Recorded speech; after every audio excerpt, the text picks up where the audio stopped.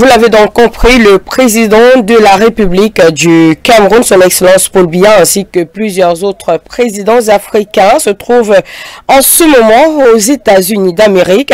Invités par le président Joe Biden, ils prennent part au sommet États-Unis-Afrique qui se tient donc jusqu'au 15 décembre prochain. Sommet aux enjeux énormes pour les deux parties et encore plus pour le Cameroun. En voici quelques-uns. Paul et Chantal Biya sont bel et bien arrivés à Washington dans la soirée du samedi 10 décembre 2022. À leur suite, une dizaine de ministres. Le couple présidentiel, tout comme une pléthore de présidents africains, prend part du 13 au 15 décembre à la deuxième édition du sommet États-Unis-Afrique.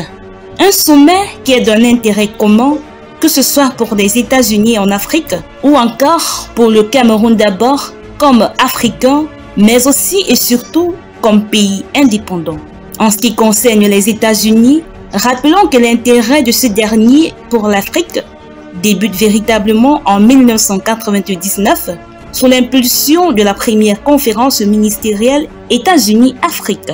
Aujourd'hui, la plus grande puissance mondiale s'intéresse à la lutte contre l'islamisme radical, la conquête d'un marché africain en plein essor, avec en prime la nécessité de sécuriser les approvisionnements en pétrole, la stabilité régionale et l'opposition au terrorisme. 4 grands défis pour le continent africain.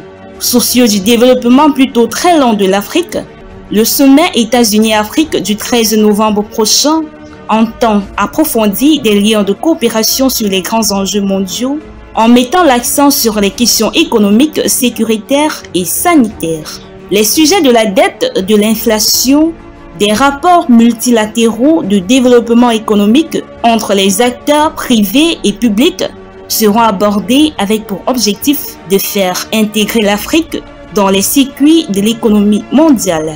En ce qui concerne le Cameroun, le sommet États-Unis-Afrique du 13 décembre prochain marque un tournant décisif dans les relations entre les deux pays.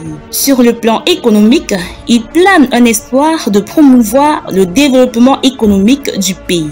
Le Cameroun, rappelons-le, a arbitrairement perdu son accès préférentiel au marché américain offert par la loi sur la croissance et les possibilités économiques en Afrique, African Growth and Opportunity Act, AGOA. Sur le plan social, il est urgent pour Paul Biya de faire reconsidérer la réalité des droits de l'homme au Cameroun pour rétablir une coopération objective.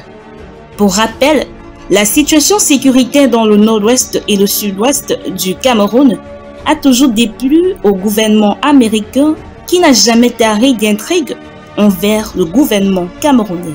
3 Camerounais vivant aux États-Unis ont d'ailleurs été arrêtés il y a peu pour financement du terrorisme dans ces 2 régions.